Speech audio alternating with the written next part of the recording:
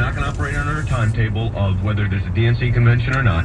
What he will do, I believe, is if there is evidence, he will present that to the Attorney General, who now has to disqualify herself, recuse herself, for prosecution. Let me take it a step further here. And this is, I think, something we have to underscore.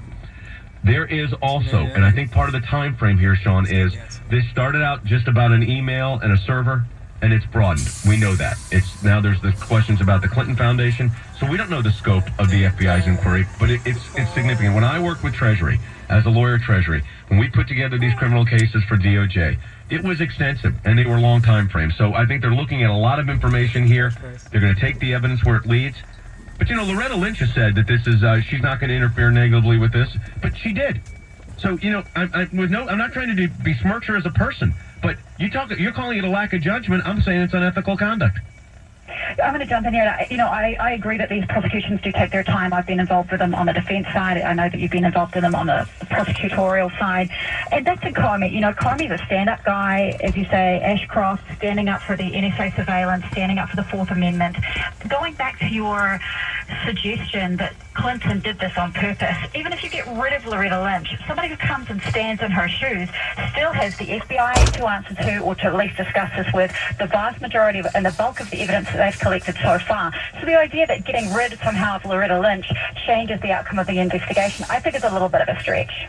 So then what did we think? She went in there, they talked about their grandkids, and they talked about where he's traveling to play golf while his wife's under investigation, and he said, we're all good, right? Hey, thank you very much. That's what she said. He hasn't commented, and we have no reason to believe that she would lie about it. First of all, she only commented because she got caught. I mean, that's the reason she commented. She got caught because we talked about this today. This is they're acting as if there is no one in the world of media we live in that now none of this would come out. And Bill Clinton, he hasn't said anything. Why would he?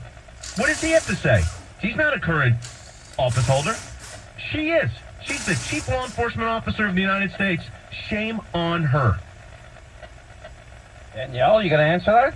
I mean, I think that I'm not in an enormous amount of disagreement. I think that this was a huge mistake. I do not think that this was something calculated by Bill Clinton, because I do not think it actually serves his purposes. I think that she should recuse herself. And as I said, as a Democrat, this is the last thing that people who believe that the process should go forward in the way that processes should, without political interference, without any of these other things that we've seen. I want this to be clean, and this is not clean, and I'm angry about it, frankly. Well, you should be angry about it, because as a Democrat, it's embarrassing. But let me tell you something else. This is the same Attorney General who 10 days ago said, you know how you defeat terrorism? With love. Okay? So, you know... Does that bother you? Does that bother you? Me. Bothers me. Cool car. We clearly have different opinions about the use of language as it relates to terrorism. Do you think loving ISIS is the answer? All you need is love.